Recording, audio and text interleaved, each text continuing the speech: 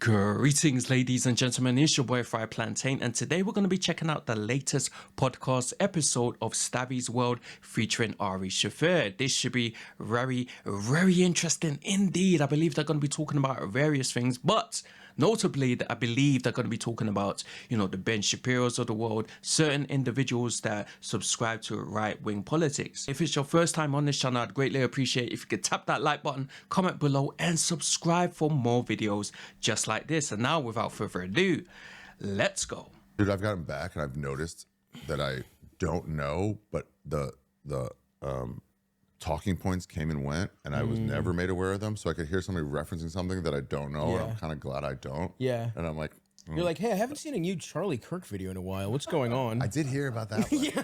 Did you hear about that in Guatemala? In Guatemala, at a bar in Guatemala. You know what? I was in Greece when it happened, actually. It hits different. You don't get as emotionalized. Yeah. No, there I was like, I mean, when it broke in Greece, first of all, you just hear there's a shooting, and it's like, oh, damn, that sucks. And then when he died, I was like, damn, that. Like, I've heard of that. I didn't like the guy, but you shouldn't fucking kill people you don't agree with. That was what I thought it was gonna be. And then I get home and like Republicans are like, if you are not sad about Charlie Kirk, you need to die. Really? Yeah, dude, you saw that guy, that one guy. Not all Republicans, like no, dude. There was that one guy who was like like in a golf. They're all acting. Guys in golf polos crying like this is MLK. It's like he was. Anyway, you know what? I'm gonna stop myself. Acting. They're all. Right. I mean, Charlie Kirk, he was a much loved commentator. A lot of young people did look up to him. I mean, he was an intelligent guy, very well spoken. He knew how to hold a conversation. He knew how to put his point across. He wasn't a silly guy, but the fact that many people out there were comparing him to actual, civil rights leaders like the likes of Martin Luther King is ridiculous. All of those civil rights leaders in the 60s and,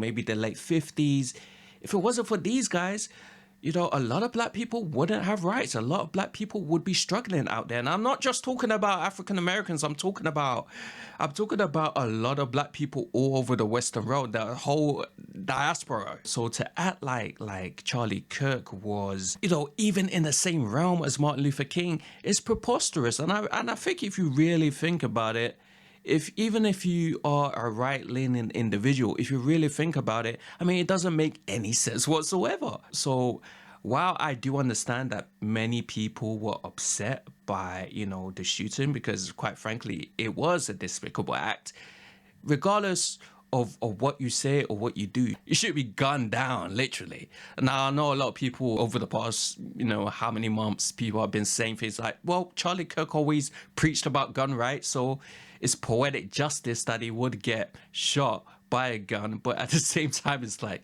I don't know, I just think no one should be murdered for the things they say. Crying like this is MLK. It's like he was. Anyway, you know what? I'm gonna stop myself. Acting. They're all just doing Stephen A. Smith. They're all just doing a version of Stephen A. Smith. 100%. Where you're like, you don't actually care about this, dude. But you convince yourself you do. Well, all of them wanted to be famous. Every one of them. Ben Shapiro's a failed screenwriter. Is he really? Oh yeah. All the I mean, the other and that's tough. Should have been successful. Ben Shapiro couldn't make it in Hollywood. Imagine how bad he was at fucking screenwriting. Should have called yourself Benjamin Shapiro. You might have gone further.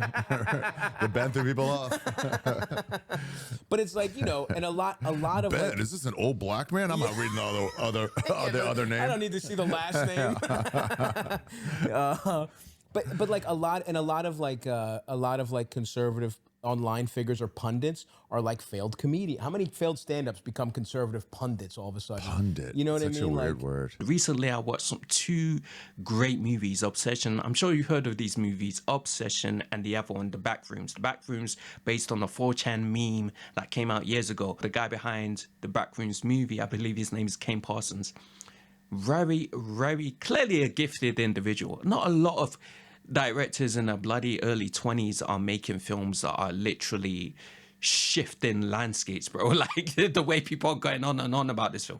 And fact of the matter is, the movie is brilliant. The movie is brilliant. Then of course we have Obsession. Again, that movie made by a young white guy. Both of them are white guys. Young white guy in his 20s, I believe. Obsession's a fantastic movie. You know, it's a fantastic movie. Of course, it's very reminiscent of those classic Twilight Zone episodes and maybe Tales from the Crypt. I remember last year I watched the episode of, you know, Tales from the Crypt from like the 80s or the late 90s or whatever. And there was a story that was very, very similar to Obsession. Obsession is not the most original, it's not the most original plot, but the execution was brilliant and the acting was brilliant. And these were two young white directors and writers. They had the gift. Not everyone can do that. Not everyone can do that. I'm being honest. A lot of people who come into Hollywood, a lot of the writers and directors who make big hits in Hollywood, they're not in their 20s. That's a rarity. Most of the time they're in their 30s, so it's difficult. Most people cannot do it. Most people cannot do it. And unfortunately, it seems like Ben Shapiro was one of those guys.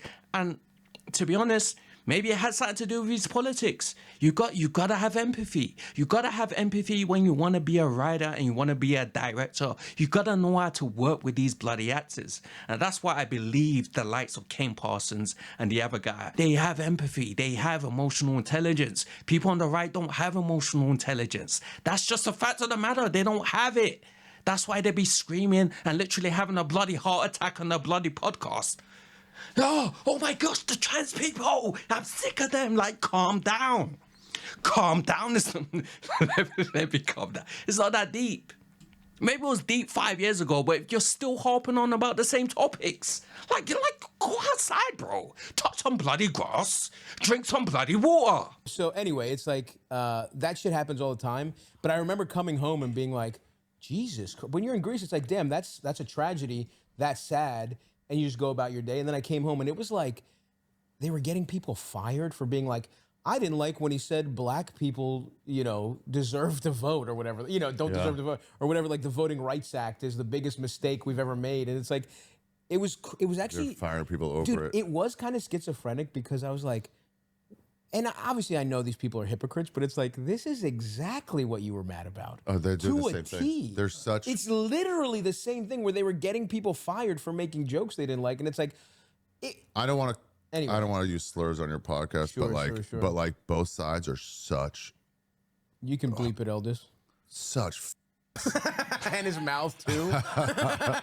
Don't let people know what he said. I mean, they're both so lame. But listen, It's interesting that Ari Shafir is saying this because a lot of people would consider Ari Shafir to be another Roganite. In the words of Chelsea Handler, some people would consider Ari Shafir to be a Roganite. And, you know, Ari Shafir, he's a controversial comedian, not just in terms of politics, but Ari Shafir is a nutcase.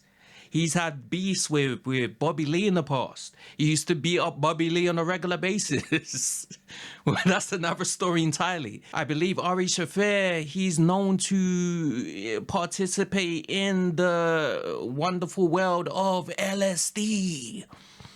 And I do believe at one point in time, he may have drugged his best friend, Bert Kreischer. I'm guessing they're not best friends anymore. So, you know, Ari Shafir, very controversial figure, but even he understands, Jewish fellow as well, even he understands that there are issues when it comes to the right. Perhaps he was always, dare I say it, woke. One of the most overused and boring words of all time. don't let people know what he said. I mean, they're both so lame. But listen, It's so, and they're like, yeah. It's like, so then don't do it yourself. Whatever. anyway, it's fine. But I will say the both sides argument does bother me a little bit because now we're like the both sides when they call you know left when they call Mondani a communist and it's like the guy wants fucking like one side is we should have health care and the other side is let's round up every brown person and fucking try them without any due process. So I do think there's a little difference at this point, but we don't have to talk about it.